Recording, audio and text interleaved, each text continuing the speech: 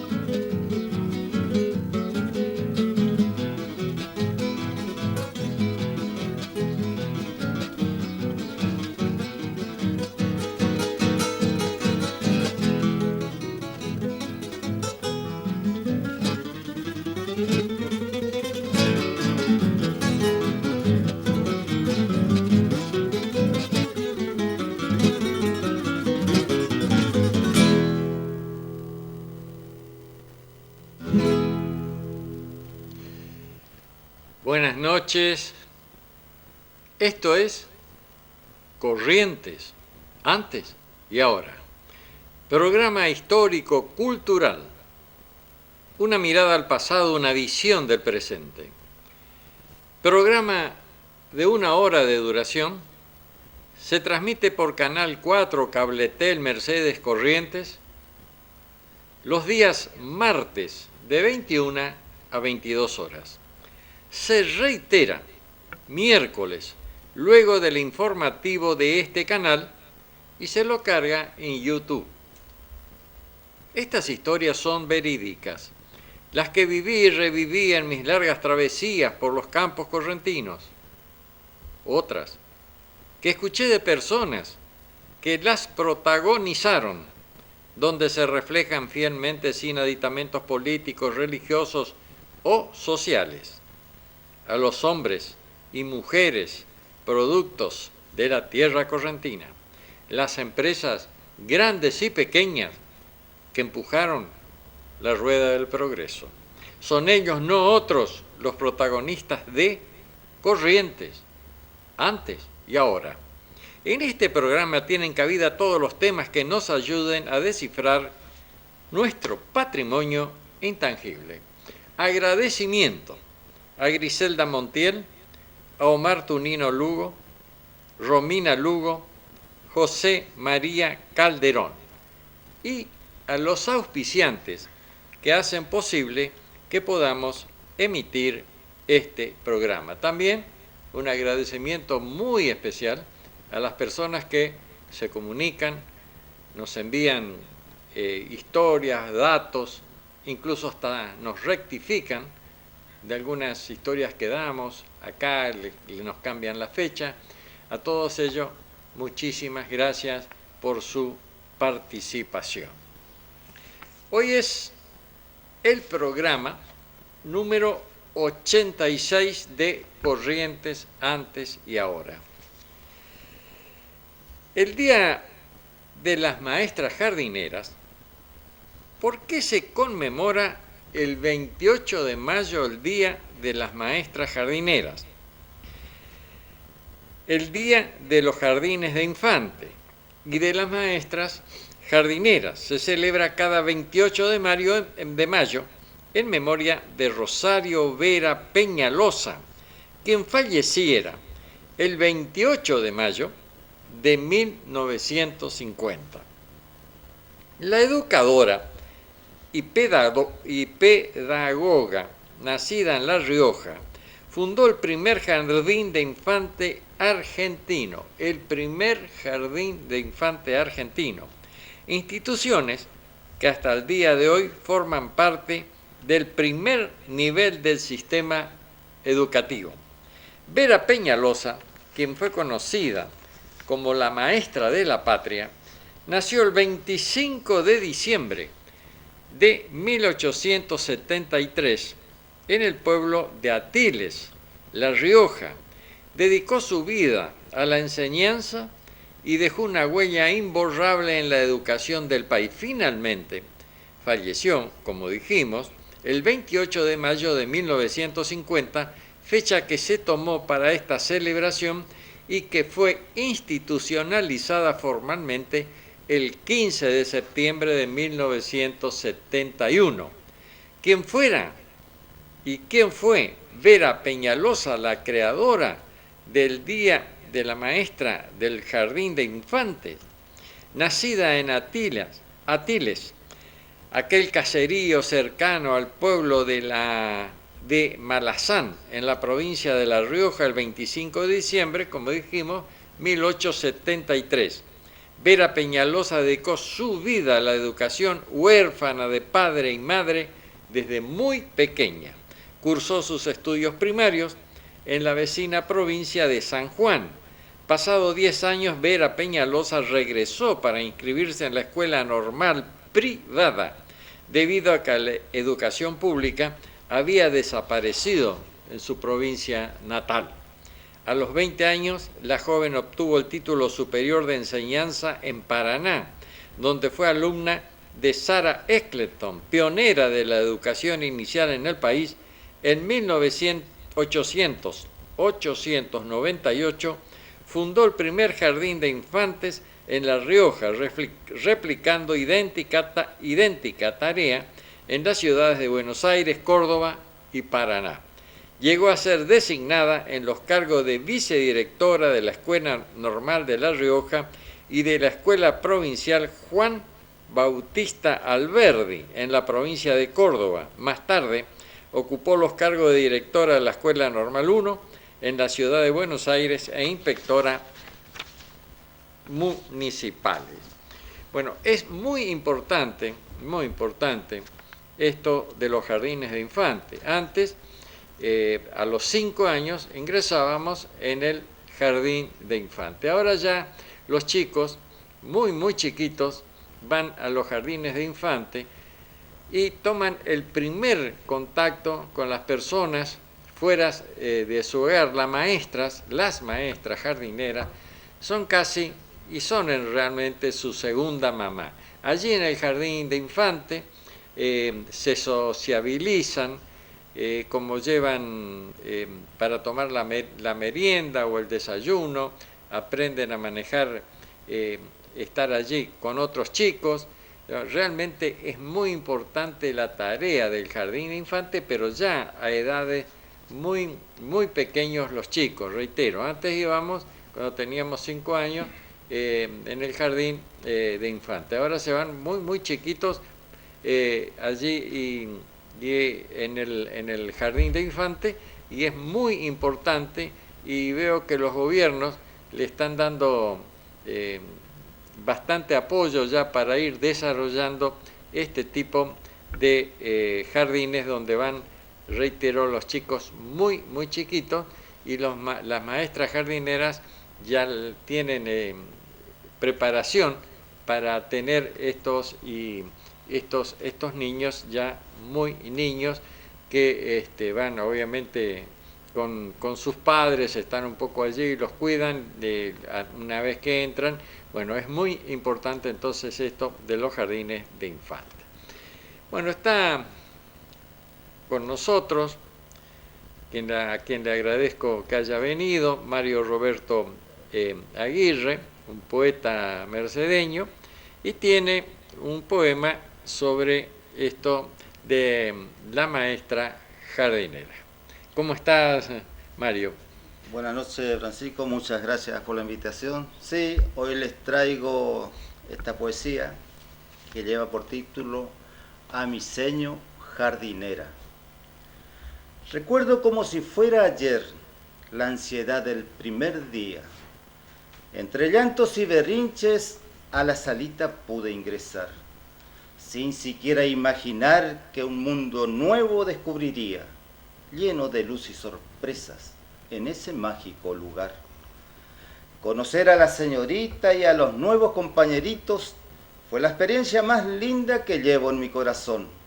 Hoy, con sobrada razón, aprecio esos días benditos que me marcaron por siempre con la más pura emoción. Jugando con los bloques, cajas de letras y arena, dibujando un arco iris con sus misteriosos colores. Al mismo tiempo la seño observando y atendiendo, como buena jardinera, cuidando todas sus flores. Aprendimos los valores, los derechos, la amistad, las maravillosas canciones que habitábamos cantar, con la paciencia incansable y esa infinita bondad, junto a lo más importante, nos enseñaste a volar. A la maestra jardinera mi respeto y admiración, la de corazón expandible, llena de amor y cariño, dedicando su vida plena a esta digna profesión, cultivando un buen futuro en nuestros pequeños niños. Muy bien, Mario, y quiero agradecerte una vez más, porque siempre que te convoco estás presente, nunca tenés decir no puedo ir. La otra vez cuando presentamos en el Consejo Deliberantes Opúsculo, estuviste allí presente y me dijeron, la gente comentó que era muy linda, y muy bien recitado y muy buena tu poesía, así que te felicito y reitero mi agradecimiento a que en cada convocatoria siempre estás presente. El gusto es mío, Francisco, a las órdenes. Gracias. Bueno, muy bien.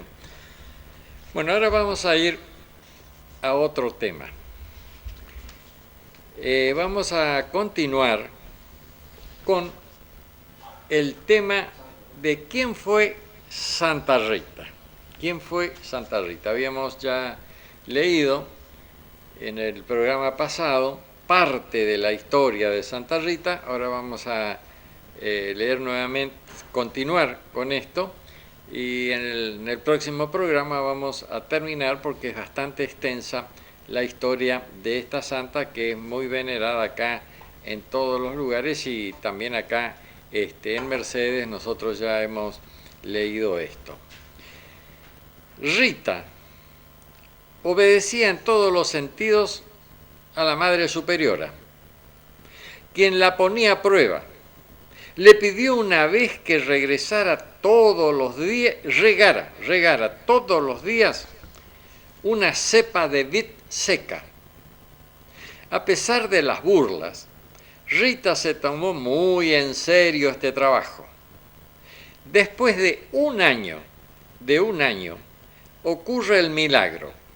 La rama muerta reverdece, crece y da excelente uvas. Después de un año estaba seca, la estaba regando, excelente uvas.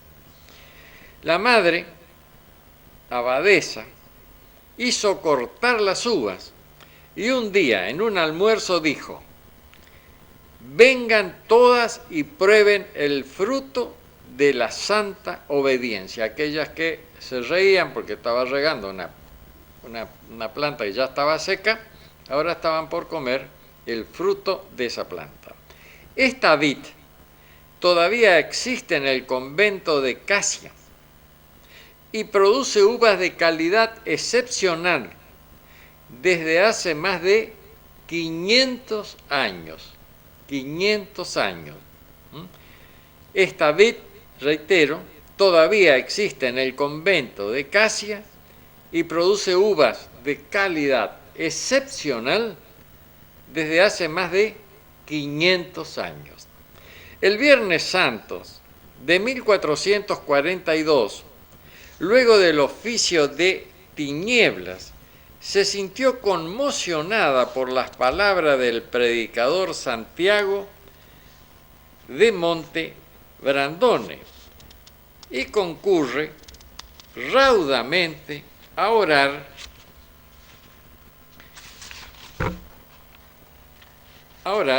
entonces en frente a Jesús crucificado. Su biógrafo, que es Cavallucci, nos relata el episodio. Entonces ella comenzó a pedir con el mayor ardor que Cristo le hiciera sentir al menos una de esas espinas con las que le habían atravesado la frente. Lo consiguió. No solo sintió la herida deseada, sino que ahora su frente estaba afligida por una llaga incurable que permanecía con ella hasta la muerte. Era una herida abierta y profunda que la hizo sufrir insoportablemente. La herida resistió todos los tratamientos. Nunca cerró durante los 15 años que aún vivió Rita, excepto durante su peregrinaje a Roma. Rita se sumerge cada vez más en la oración y la contemplación retraída en su celda. La gente viene de todas partes para recomendar intenciones de oración. El monasterio se convirtió, ya en vida de Rita, en un centro de peregrinación. La Capilla de la Espina. Aún hoy se puede visitar dentro de los claustros del monasterio, pero este estigma no será como la de los otros estigmatizados en la iglesia, que sus llagas olían a perfume. La herida de Rita despedía un olor nauseabundo que deberá vivir apartada de la comunidad dentro del claustro en una celda construida para ella especialmente. En 1453, Rita enferma gravemente. 4 años duró su enfermedad, mas si le sumamos la llaga de su frente, el dolor era insoportable. Pero cada vez que alguien la visitaba en su celda, solo veía en su rostro un semblante de paz y alegría. En el último invierno de su vida, una prima suya logra el permiso de la madre abadesa para ingresar a la clausura, y así ve a Rita y despedirse. Antes de irse, la prima le pregunta si puede hacer algo por ella. Rita responde: me gustaría una rosa de mi jardincito. La prima cree que Rita está delirando. Las ventiscas y la nieve de ese invierno eran muy crudas. Las de 50 centímetros depositaban sobre los campos y la temperatura estaba bajo cero. La prima, de vuelta a Roca Porena, ya había olvidado esa petición, la cual consideró como un delirio a causa del dolor, cuando pasando por casualidad cerca del antiguo jardín de la casa marital de Rita, vio una soberbia rosa roja que florecía por sobre la nieve. Ella no cree lo que está viendo. La ventisca era muy fuerte, pero la rosa ni siquiera movida por el viento. Ante semejante prodigio, la recoge y regresa a Acacia para llevársela a Rita. El 19 de mayo de 1457, a Rita se le apareció Nuestro Señor en compañía de la Virgen María y entablaron este diálogo. ¿Cuándo pues, Jesús, podré entrar en tu presencia? Pronto, respondió el Señor, pero todavía no. ¿Y cuándo? En 3 días estarás conmigo. Bueno, esta es otra parte, segmento de la historia de Santa Rita, y el próximo programa vamos a finalizar entonces con la historia de esta santa, Santa Rita. Ahora vamos a ir a nuestra ciudad, a las confiterías, bares y restaurantes que había antes. Ya habíamos leído algunos. A partir de la década del 20 comienzan a aparecer en la ciudad negocios ya más importantes. En ese mismo año se instalará el bar Sportman en la calle Sarmiento al 509. Es un salón que formara parte del edificio donde funcionaba la tienda La Coqueta, propiedad del señor Elías. En ese local se realizaba lo que en su época se denominaba Gran Vermut Dansant, con la particularidad que se podía concurrir únicamente con invitación, como consta en los avisos comerciales de entonces. Este bar tuvo que ser cerrado en oportunidad del incendio que sufriera La Coqueta, pues sus instalaciones quedaron totalmente inutilizadas. Así llegamos al año 1939, en que el conocido comerciante don Gregorio Díaz Inurritegui hace construir un nuevo edificio en la esquina de San Martín y Rivadavia, frente al Banco Nación. Ese moderno edificio funcionó al principio como panadería, facturería, bar, fábrica de helado y servicio de lunch. Como lo habíamos dicho en varias oportunidades, antes en Mercedes había una gran industria, no una, sino muchas pequeñas industrias, helado, pan, bueno, de todo se fabricaba acá. No es ahora, con el paso del tiempo, las conexiones, los caminos y demás, se comienzan a traer muchas cosas de otros lugares. Antes, el helado mismo viene de otras zonas, de otras provincias. Acá no creo que haya fábrica de helado, pero antes había así fábrica de helados. En Mercedes y muchísimas pequeñas fábricas, y nos abastecíamos de lo nuestro. Como conté también, que la carne era de las vacas de los campos mercedeños del departamento, que se faenaban y se consumían acá. Luego comenzó a venir carne de otros lugares Y bueno, ahora ya se trae carne de Santa Fe, de Entre Ríos, de Buenos Aires, de otros lugares, y la menor cantidad de carne que se come acá en Mercedes, o se consume, para mejor decirlo, muy pocas son las vacas de los campos mercedeños. Bueno, al inicio de este comercio, tuvo como gerente, es decir, hablando de Díaz Inurritegui, como señor gerente al señor Paulo A. Paterlini, y para habilitarlo se adquirieron en Buenos Aires máquinas modernas, muebles y útiles en general. Esta confitería constituyó todo un acontecimiento, tanto para el comercio como para la sociedad en general, que por primera vez tenía en Mercedes un lugar adecuado a los requerimientos de este tipo de negocios.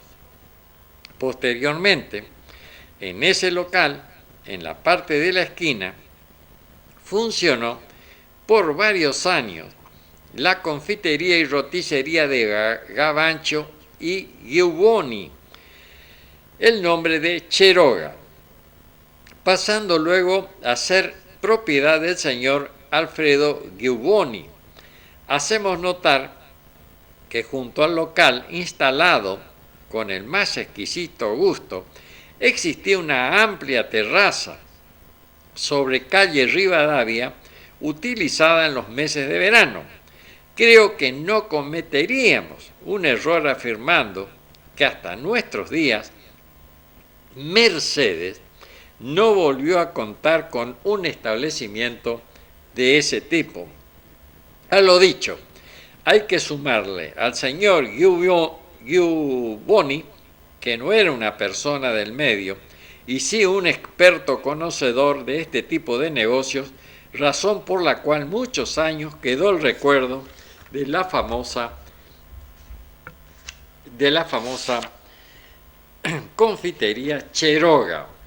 Lamentablemente, por causas que se ignoran, a comienzos de la década del 50, Cheroga cerró sus puertas y en el mismo local se instaló la confitería, heladería y restaurante La Terraza.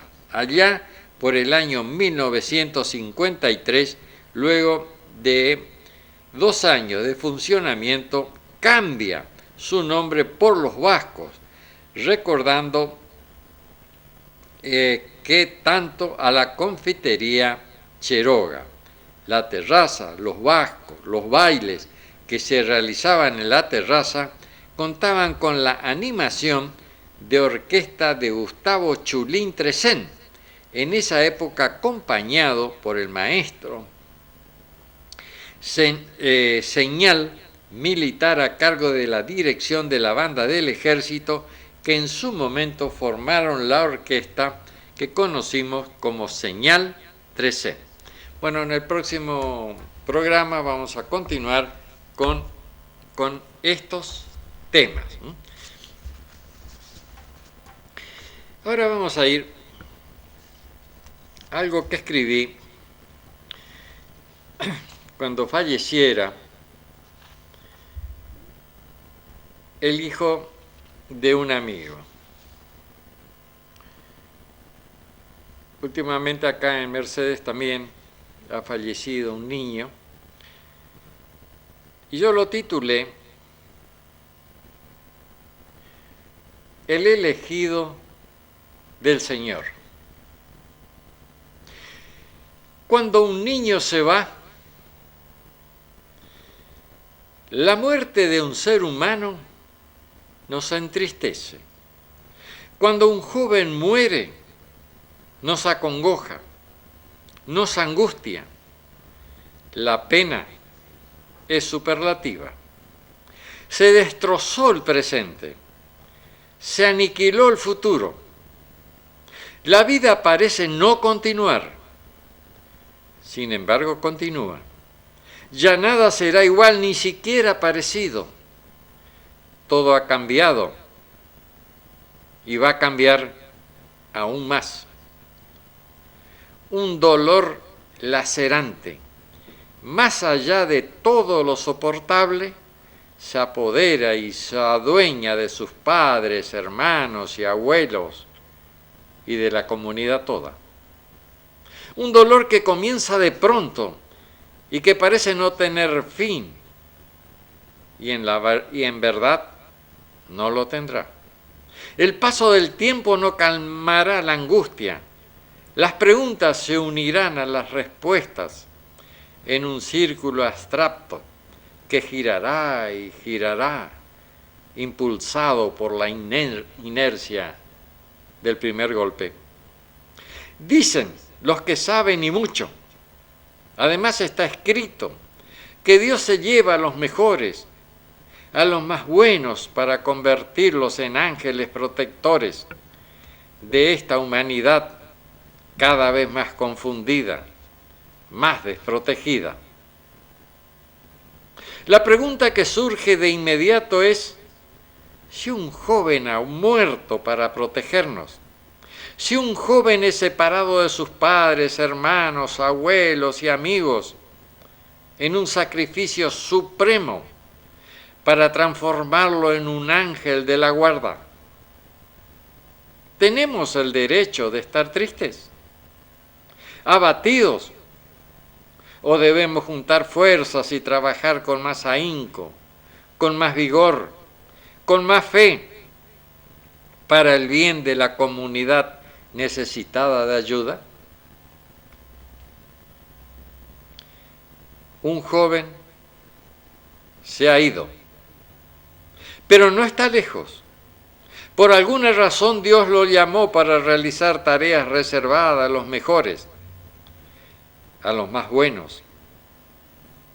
Todavía están las lágrimas y habrá muchas más. Se ha ido un joven que fue el elegido del Señor. Bueno, entonces esto fue lo que, como dije, escribí en una oportunidad y bueno, y ahora lo estoy reiterando. Hace poco ha habido también un niño, ha fallecido en nuestra ciudad trágicamente. Ahora vamos a ir a un chamamé. María Elena, por Gavino Chávez.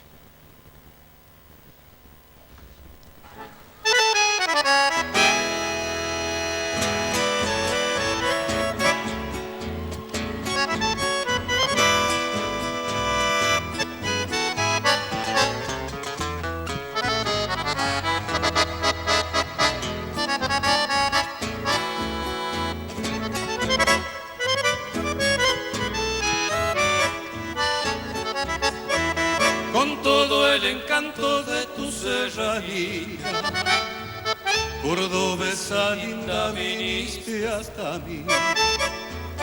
El cielo en tus ojos, el sol en tu pelo, y en tu piel aroma y color de jazmín. De amor y ternura llenaste mi nido. No hay nada más lindo que estar junto a vos. Mi novia, mi amiga, mi fiel compañera, madre de mis siembras, regalo de Dios. De Maejo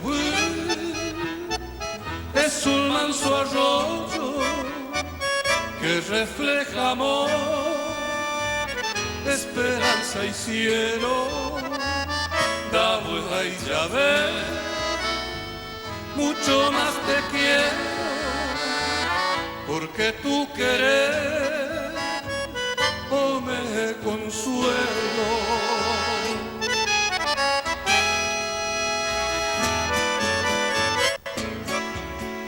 Muchas gracias.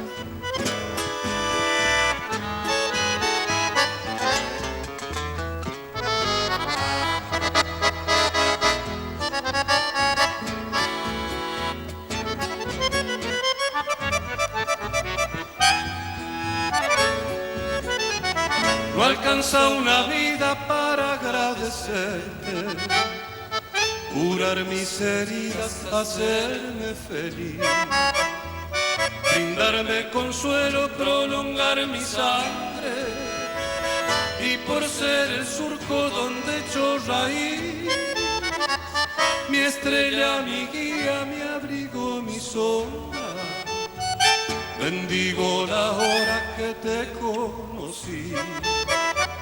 Por cuanto me diste te digo al oído un verso florido de mi Taragüí, de Maejo.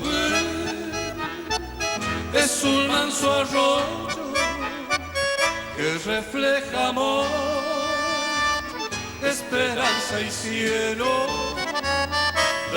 Ahí ya ves, mucho más te quiero, porque tú querés o me consuelo.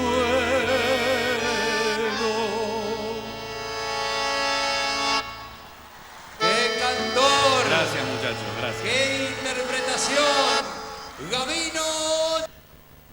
Bueno, entonces fue el chamamé María Elena por Gabino Chávez y su conjunto.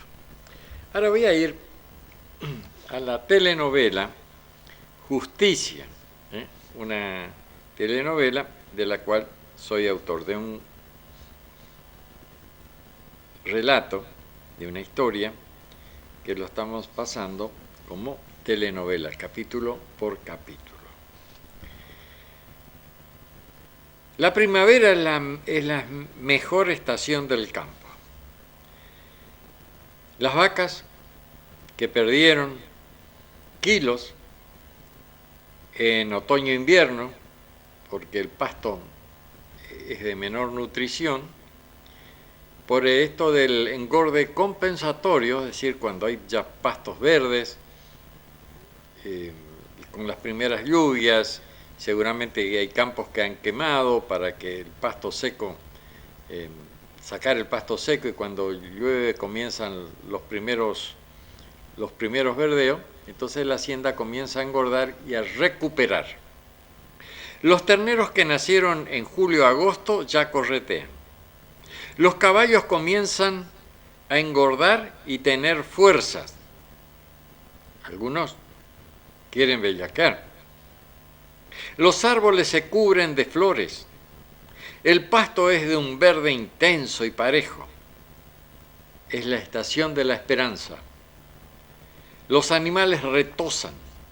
El sol es brillante, la temperatura es ideal.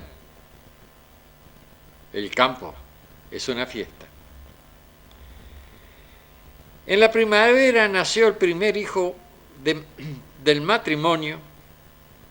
Para Mario fue llenar el vacío de la muerte de su madre primero y su padre después, y el haber tenido que entregar sus vacas. Todavía la sentía. El hijo era un sentimiento nuevo, algo distinto, desconocido. No se podía comparar con nada. Era único. Volvió a tener noticias de su abogado y tuvo que entregar 30 vacas más para pagar los honorarios. Le quedaron algunas lecheras y las vaquillas tamberas. Esta vez no sufrió como la primera entrega. No tenía las vacas, pero no tenía deuda con nadie. El campo estaba a su nombre. El asunto del sucesorio había concluido. Con el tiempo volvería a poblar el campo, no había apuro. Sí se vivía igual sin vacas. Fueron años muy felices los que siguieron de trabajo duro. Mario cada 15 días iba al pueblo cargado con leña, zapallo, maíz o paja para techo, paja cortadera. También llevaba charque. Volvía con mercaderías y algunos pesos que guardaban celosamente para cualquier emergencia. No tenían dinero, pero no tenían problemas. Se habían acostumbrado a vivir con poco. No ambicionaban nada, solo salud y ganas de trabajar. En los días de calor iban a bañarse. Algunas tardes salían a caballo. Así como en la ciudad se sale a mirar vidrieras, caminar por el centro comercial, ellos paseaban por el campo, llevando a su pequeño hijo.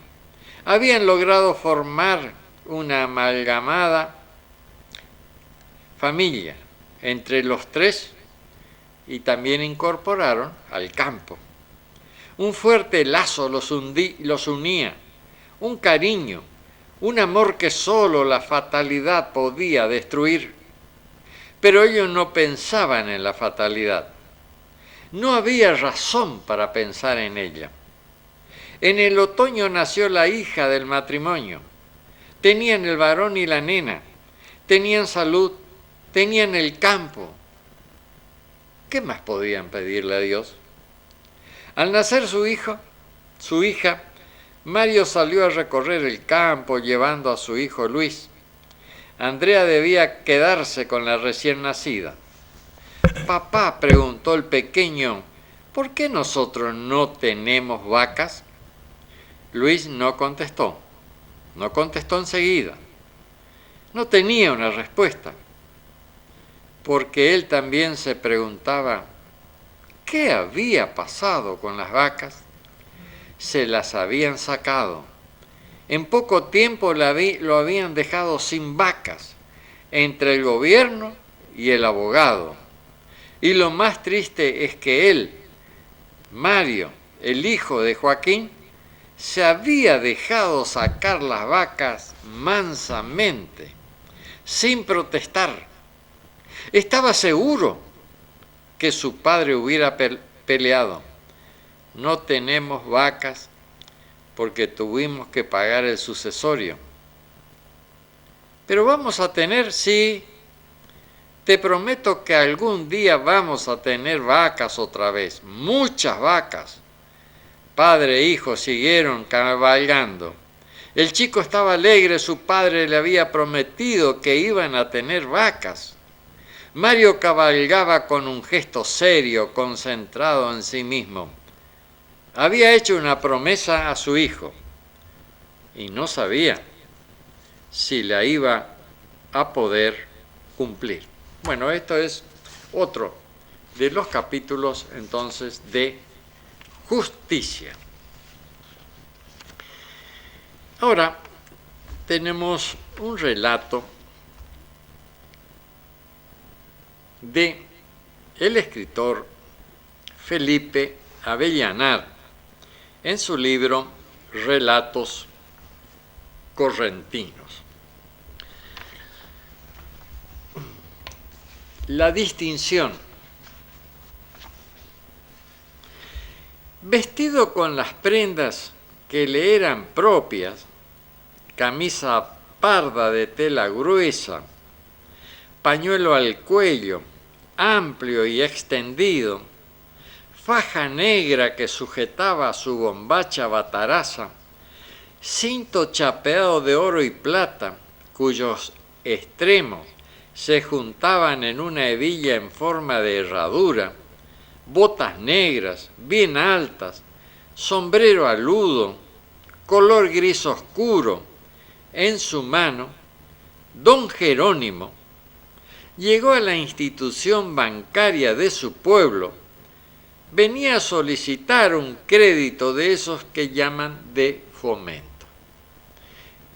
El banco en ese entonces, el Banco Corrientes, Banco de la provincia de Corrientes, así se llamaba, estaba frente a la plaza 25 de Mayo, donde hoy está el juzgado, uno de los juzgados. Quería instalar molinos, arreglar el baño y corral de vacunos y apotrerar su campo en cuadros más chicos. sin aguadas permanentes, sin potreros bien alambrados, de fácil manejo, sin corrales, sin bretes bien instalados, nunca trabajaremos bien, decía, y tenía razón.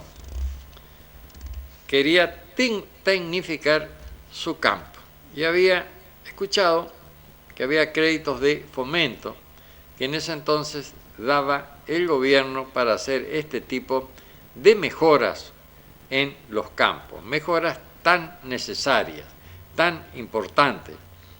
Apotrerar, tener buenos potreros, lo que sí que antes apotrerar los campos era muy, muy costoso, porque había que hacer alambrados por lo menos de 5 hilos.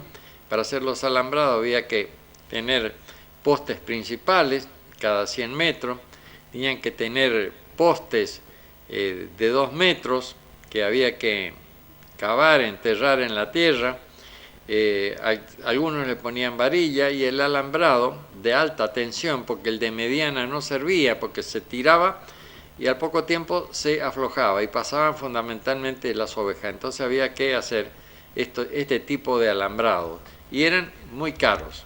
Ahora lo hacen más que nada alambrado eléctrico, tiran un hilo, quizás 2, y bueno, y con esto van miles de metros con el electrificador. Bueno, continúo entonces con el relato de Felipe Avellanar. Bien sabía él que lo que produce nuestra tierra había logrado cuando tenía con empeñoso y respeto sacrificio peón, tropero, capataz, mayordomo y luego, claro, fue estanciero, fue comprando campo, pedazos de campo hasta que logró formar una buena estancia. He cumplido con mi escalafón, afirmaba en sus ratos de honda y legítima satisfacción. Hombre forjado por sí, de la generación de antes, de la que creó este país, a fuerza de coraje y sangre, antes que vinieran los doctores de la ley extraña a sembrar la vergüenza de nosotros mismos y torcer nuestros destinos. Don Jerónimo, con paso lento, penetró en la amplia antesala de la gerencia y se hizo anunciar. Esperó de pie ser llamado.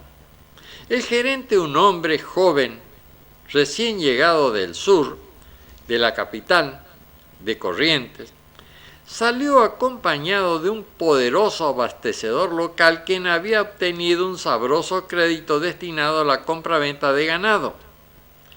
Luego pasaron varios clientes llegados con posterioridad que, como era usual entonces, los comerciantes o lo que iban vestidos con traje, llevaban saco y corbata y muchos hasta chalecos, zapatos, esto era la vestimenta usual para ir a este tipo.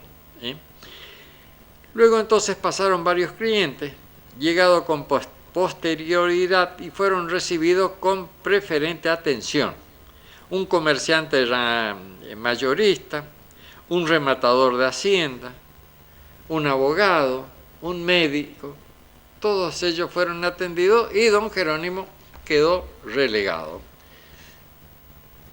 Don Jerónimo esperaba en silencio, fumando con mucha calma su buen cigarro de hoja correntino. El cigarro, claro, ese cigarro también tenía un olor muy fuerte del tabaco.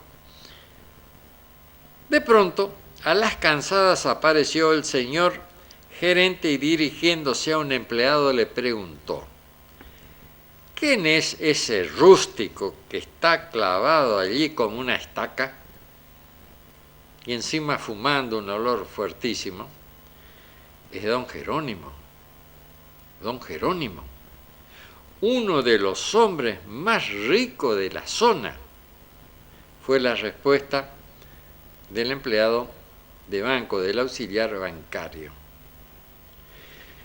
El aludido también escuchó a don Jerónimo, vivo, un hombre muy despierto, con poco estudio, pero el trabajo diario, constante, el contacto con la naturaleza, cómo tenía que resolver sus problemas, hacía que su mente muy despierta.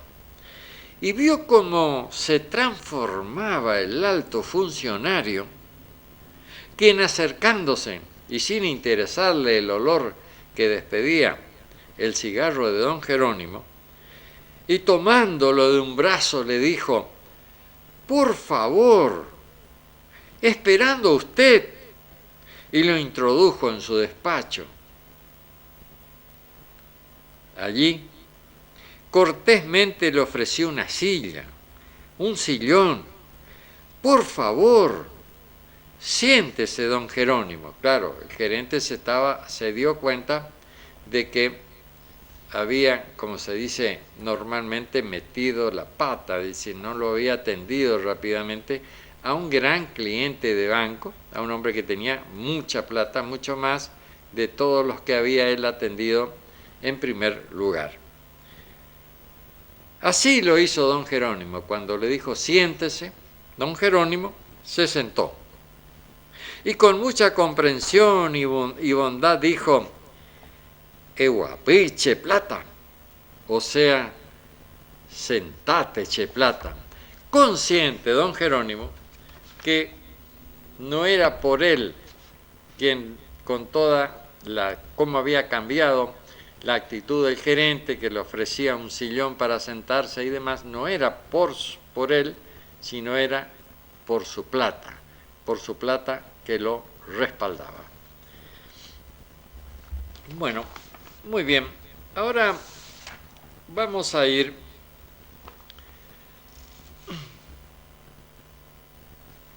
a la leyenda de Cura Pepe. Tenemos fotos respecto a esto. Cura Pepe. La leyenda cuenta que Bruichá, de nombre Guaratubá, padre de Guará, territorio, tenía un robusto y hermoso hijo que la muerte le arrebató tempranamente, muy tempranamente. Ocurrido durante el asalto de los Guaycurú, llevaron a cabo a Tabá, pueblo guaraní, mientras ayudaba valientemente a defender el pueblo, Curapé, camino de lengua, de apenas unos 14 años, había recibido un mortal mazazo. Ahuyentando a los atacantes, se cumplieron con los ritos del entierro de varios guerreros y del bizarro hijo de Guaratabú. Era la urna funeraria del joven combatiente. Fueron colgadas sus reliquias y cosas personales: unos dientes de yaguareté, colmillo de jacaré, picos de tucanes, arcos y flechas. En la horqueta clavada sobre el túmulo dejaron atada la faja que usaba como chumbe, faja protectora sobre el pecho. Pocos días después apareció sobre la tumba de Curapé una planta que se desarrolló con rapidez, guiando sus ramas a ras de la tierra. No tardó dar unas llamativas flores amarillas. El paje comió una y la encontró sabrosa. En poco tiempo dio unos vistosos frutos que hirvieron y encontraron de muy buen sabor. La gente de la tribu, siguiendo el ejemplo de paje, comía algunas flores, dejando que los demás fructifiquen para utilizar con más provecho su generoso fruto, el zapallo. Convencidos de que Curapé les enviaba tal regalo, la llamaron Curapepé, achatado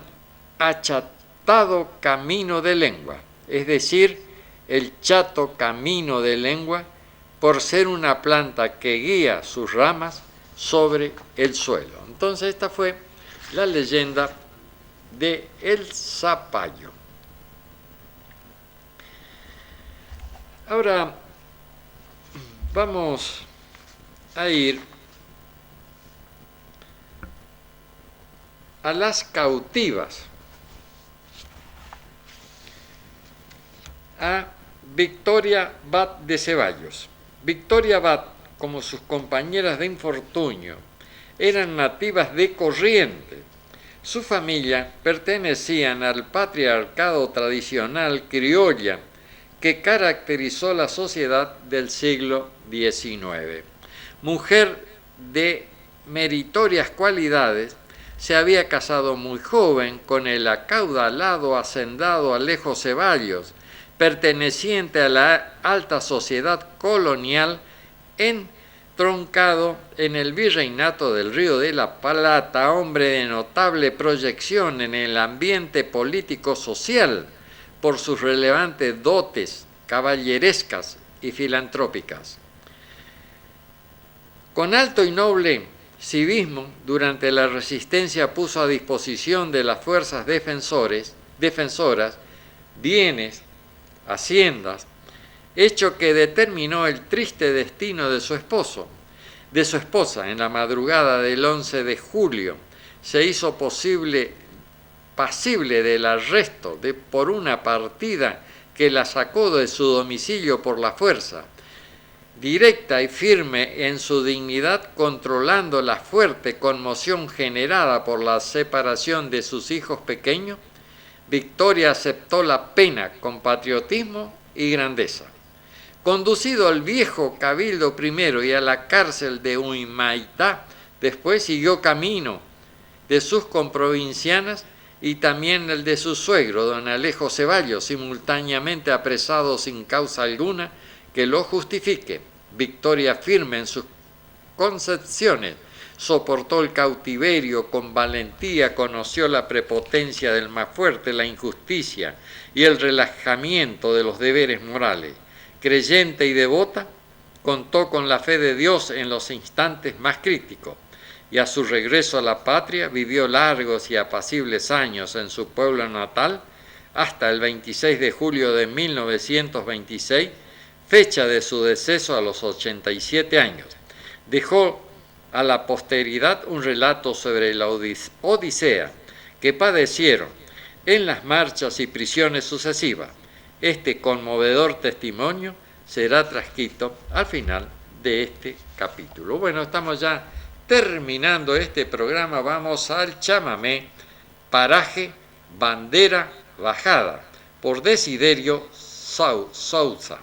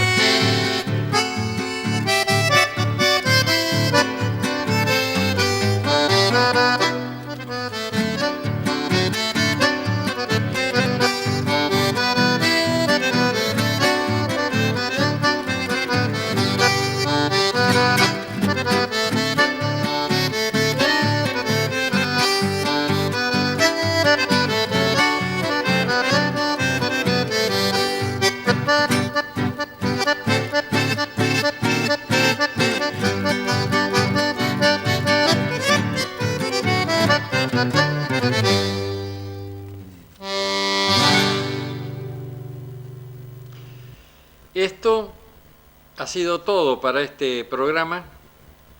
Si el destino así lo permite, el próximo martes estaremos nuevamente con un programa de similares características y recordando que mañana miércoles a partir de la hora 14, luego del informativo de este canal, este programa va a ser reiterado y también lo vamos a colgar en YouTube. Tengan ustedes muy buenas noches y muchas gracias.